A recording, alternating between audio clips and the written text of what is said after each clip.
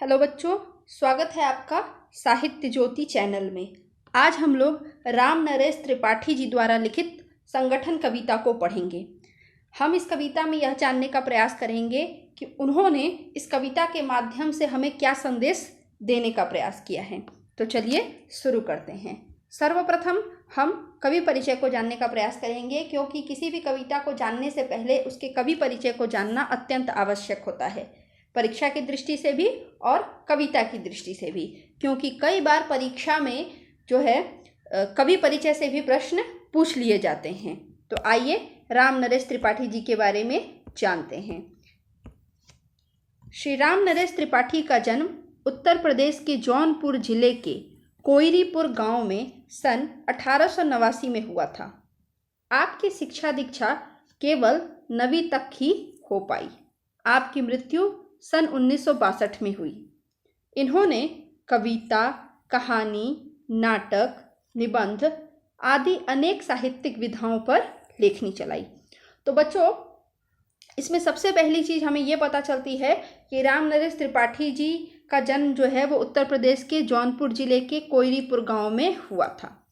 और अगर हम इनके शिक्षा दीक्षा की बात करें तो वे बहुत ज़्यादा पढ़े लिखे नहीं हैं, 9वीं कक्षा तक ही इनकी पढ़ाई हो पाई थी। परंतु साहित्यिक विधाओं की दृष्टि से देखें, ठीक है, जैसे कि कविता, कहानी, नाटक, निबंध, तो साहित्यिक विधाओं पर इन्होंने भरपूर लिखा है। ठीक, अब देखिए, पथिक, मिलन, स्वप्न, मानसी, ग्राम्य गीत, कविता कौमुदी आदि आपकी प्रमुख रचनाएं हैं। यानी कि ये जो सारी रचनाओं के नाम यहाँ पर दिए गए हैं, ये राम नरेश त्रिपाठी जी की प्रसिद्ध रचनाएं हैं। तो आपको ये रचनाओं के नाम हमेशा ही ध्यान में रखना है, क्योंकि कई बार इस तरह के प्रश्न भी पूछ दिए जाते हैं कि पथिक किस कवि की रचना है, और आपको 4 कवियों के नाम दे दिए जाएंगे। या फिर इस तरह के प्रश्न पूछ दिए जा सकते हैं कि राम नरेश त्रिपाठी जी की रचना के नाम बताइए, और नीचे 4 विकल्प दे दिए गए रहेंगे। तो वहाँ आपको ध्यान रखना आवश्यक है। ठीक है, इनकी भाषा सरल, सरस, प्रवाहमय तथा बोधगम्य है। यानी कि सरल है, सहज है, साथ ही साथ बोधगम्य है, आप इसे आसानी से समझ सकते हैं। आइए आगे देखते हैं। त्रिपाठी जी एक आदर्शवादी कवि थे। इनकी रचनाओं में राष्ट्रीयता के साथ साथ आदर्श का पुट भी मिलता है। प्रस्तुत पाठ भी इसी की एक वानगी देता है। तो राम नरेश त्रिपाठी जी की रचनाओं की महत्वपूर्ण विशेषता यह है कि उसमें राष्ट्रीयता के साथ साथ आदर्शवादी भावनाएं भी देखने को मिलती हैं। और इस कविता में भी, यानी कि जो संगठन कविता हम पढ़ने जा रहे हैं, उसमें भी हमें यही भाव दिखलाई पड़ेगा। प्रस्तुत कविता में कवि ने देश एवं स्वदेश की भावनाओं को जागृत किया है। कवि ईश्वर से प्रार्थना करता है कि हमें देश सेवा और मानव कल्याण में लगे रहने की प्रेरणा दे। आप देख सकते हैं कि राम नरेश त्रिपाठी जी जो हैं, उन्होंने अपनी कविता के माध्यम से देश और स्वदेश की भावनाओं को जागृत करने की बात कही है। क्यों? क्योंकि जिस समय राम नरेश त्रिपाठी जी का काल था, ठीक है, उस समय गुलामी का दौर था और भारतवर्ष गुलाम था, और ऐसी स्थिति में राष्ट्रीयता और देश प्रेम की कविताएं ही बहुत ज़्यादा लिखी जाती थी, ताकि लोगों को प्रेरित किया जा सके कि वो एकजुट होकर अपना कार्य कर सकें और मानव कल्याण में आगे लग सकें। ठीक है, आइए अब हम कविता को पढ़ते हैं। तो देखिए, यहाँ पर कविता की पंक्तियाँ भी दी गई हैं, साथ ही साथ उसकी व्याख्या भी दी गई है, जिसे आप समझ भी सकते हैं और अपनी सुविधा अनुसार लिख भी सकते हैं। तो देखिए, भगवन रहे निरंतर दृढ़ संगठन हमारा, छूटे स्वदेश ही की सेवा में तन हमारा, बल बुद्धि और विद्या धन के अनेक साधन, कर प्राप्त हम करेंगे निज देश को समर्पण, वह शक्ति दो कि भगवन निभ जाए प्रण हमारा। तो आइए हम इस कविता के व्याख्या को देखते हैं। कवि ईश्वर से अपने संगठन को दृढ़ता प्रदान करने की विनती करते हैं। ये जो पहली पंक्ति है, इसमें देखिए क्या कह रहे हैं कि भगवन रहे निरंतर दृढ़ संगठन हमारा। प्रार्थना कर रहे हैं कि हमारा जो संगठन है वो दृढ़ बना रहे। और क्या उनकी अभिलाषा है? उनकी अभिलाषा है कि देश की सेवा में ही उनका तन समर्पित हो जाए। उनके अनुसार बल बुद्धि विद्या रूपी धन को प्राप्त कर देश को समर्पित कर देना ही हमारा उद्देश्य हो। इसके साथ ही वे ईश्वर से प्रार्थना करते हैं कि शरीर से जीवन छूटने तक वे देश सेवा करते रहे और एकता का उनका यह संकल्प जो है वो पूरा हो जाए। यानी कि क्या कह रहे हैं इस पहले अनुच्छेद में वो क्या कह रहे हैं कि हे भगवान, हमारा जो संगठन है वो दृढ़ बना रहे और हमारा ये जो शरीर है वो देश के सेवा कार्य में ही लगा रहे।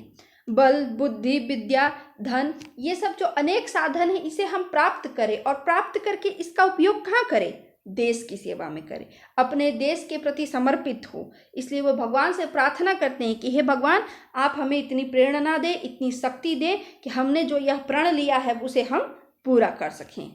आइए आगे की पंक्तियों को देखते हैं। यह देखिए, आगे की पंक्तियां आ चुकी हैं आपके सामने।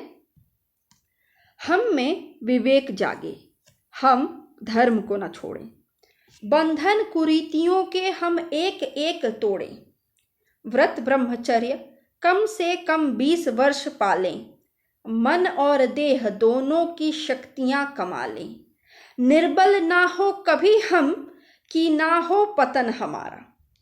तो इन पंक्तियों में कवि क्या कह रहे हैं? कवि ईश्वर से निवेदन करते हैं कि हमारे भीतर ऐसी समझ यानी ऐसा विवेक पैदा हो कि हम अपने कर्तव्य और धर्म को ना भूलें। हमारा जो कर्तव्य है और धर्म है उसे हम कभी भी ना छोड़ें। इसके अलावा हम समाज व जीवन में व्याप्त विभिन्न तरह की गलत परंपराओं के जाल को तोड़ दें। समाज में जो विभिन्न तरह की बंधन है, कुरीतियां हैं, गलत परंपराएं हैं, रूढ़िवादी परंपराएं हैं, उसे हम तोड़ दें। कवि के अनुसार हम कम से कम 20 वर्ष तक ब्रह्मचर्य व्रत का पालन करने का संकल्प लें। कम से कम कितने वर्षों तक? 20 वर्षों तक। और इन 20 वर्षों में हम क्या करेंगे? ऐसा करके हम हृदय और शरीर दोनों को बलशाली बना पाएंगे, शक्तिवान बना पाएंगे। और कवि की अभिलाषा है कि हम में वह शक्ति आ जाए कि हम कभी कमजोर ना पड़े और ना ही हमारा पतन हो। तो 20 वर्ष तक ब्रह्मचर्य का पालन कर मन और शरीर दोनों की शक्तियां अर्जित कर ले, ताकि हम कभी भी निर्बल ना रहें और हमारा पतन ना हो और जो प्रण हमने लिया है अपनी देश सेवा की उसे पूरा कर सकें। आइए आगे की पंक्ति देखते हैं। यहाँ पर देखिए, मरना अगर पड़े तो मर जाएं हम खुशी से, निज देश के लिए पर छूटे लगन ना जी से, पर संकटों में चाहे बन जाए हम भिखारी, सिर पर मुसीबतें ही आ जाएं क्यों न सारी, हिम्मत कभी न हारे विचले ना मन हमारा।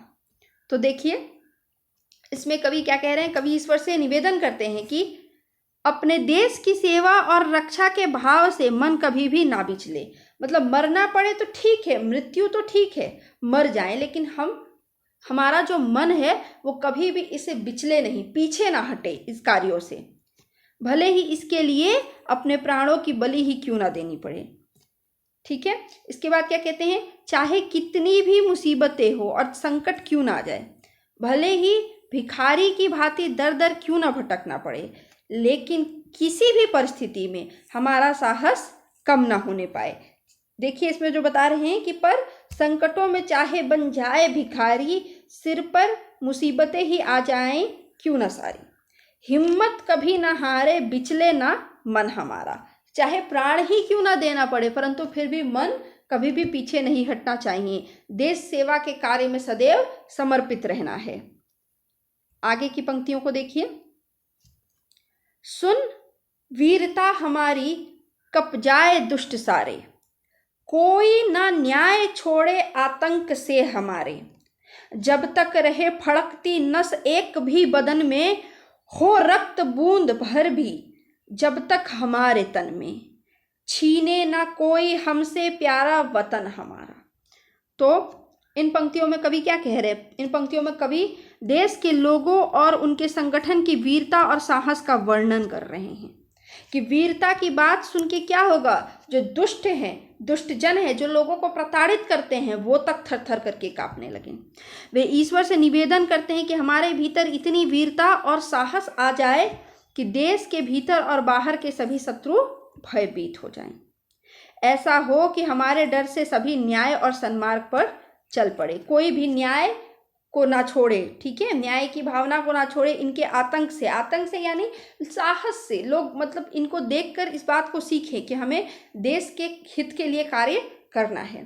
वे कहते हैं कि जब तक हमारे शरीर में एक कतरा रक्त की बूंद शेष बची हो और जब तक सांसों की आखिरी कतार बची हो, तब तक किसी के भीतर इतना दुस्साहस ना हो कि वह हमारे वतन को हमसे छीन ले, वह हमारा वतन छीन ले। ठीक है, तो यहाँ पर यही बता रहे हैं कि जब तक हमारी नस फड़कती रहे और हमारे शरीर में एक बूंद भी रक्त बचा रहे, तब तक किसी की इतनी हिम्मत ना हो कि वे हमारे वतन को हमसे छीन ले, हमारे वतन को हमसे धोखे से ले सके। ठीक है, आइए आगे की पंक्ति देखते हैं। आगे कवि बताते हैं, वह शक्ति दो जग को अपना बना सके हम, वह शक्ति दो कि तुमको फिर से बुला सके हम। सुख में तुम्हें न भूले, दुख में न हार माने, कर्तव्य से न चूके, तुमको परे न जाने, गाए सुयश खुशी से जग में सुजन हमारा। तो कवि इन पंक्तियों में क्या कह रहे हैं? कवि ईश्वर से प्रार्थना स्वर में कहता है कि वह हमें इतनी शक्ति दे कि दया, प्रेम, अहिंसा के बल पर पूरे विश्व का हृदय जीत सकें और धरती को देवलोक बना सकें। हमारे भीतर वह शक्ति आ जाए कि सुख दुख सब में ईश्वर को याद कर सके, कभी भी हम अपना कर्तव्य ना छोड़े। ऐसा हो कि विश्व के लोग हमारा गुणगान कर सकें। तो वह ईश्वर से शक्ति मांग रहे हैं कि हे ईश्वर, आप हमें इतनी शक्ति दो कि इस पूरे संसार को हम अपना बना सकें और तुम्हें फिर से बुला सके। इतनी शक्ति दो कि तुम्हें फिर से बुला सके। और यह कब संभव होगा? जब देश प्रेम, दया, प्रेम, अहिंसा, ये सारे चीज़ों को, सारे भावनाओं को लाया जा सके। और क्या कह रहे हैं? कह रहे हैं कि सुख में हम तुम्हें कभी ना भूले, यानी ईश्वर को हम सुख में ना भूले, और दुख आने पर कभी भी घबराए नहीं, कभी भी हिम्मत ना हारे, अपने कर्तव्य से ना चूके। और इस बात को समझिए कि आज यदि दुख की परिस्थिति है तो कभी ना कभी तो सुख की परिस्थिति आएगी ही। और इस तरीके से हम अपने कर्तव्य कार्य को लगे रहें और सभी खुशी के गीत गाते रहें। तो बच्चों, आप समझ पाए होंगे कि इस कविता के माध्यम से त्रिपाठी जी ने लोगों के भीतर देश प्रेम की भावनाओं को जागृत करने का प्रयास किया है। क्योंकि जिस समय रामनरेश त्रिपाठी जी इस कविता को लिख रहे थे, उस समय गुलामी का दौर चल रहा था और ऐसे समय में इस तरह की कविताओं की सबसे अधिक आवश्यकता थी, ताकि लोगों के भीतर संगठन की भावना बनी रहे, वह प्रेरणा बनी रहे, जिससे कि वह देश को आज़ादी की लड़ाई में अग्रसर कर सकें। तो आशा है आपको यह कविता समझ में आई होगी। इसी के साथ धन्यवाद।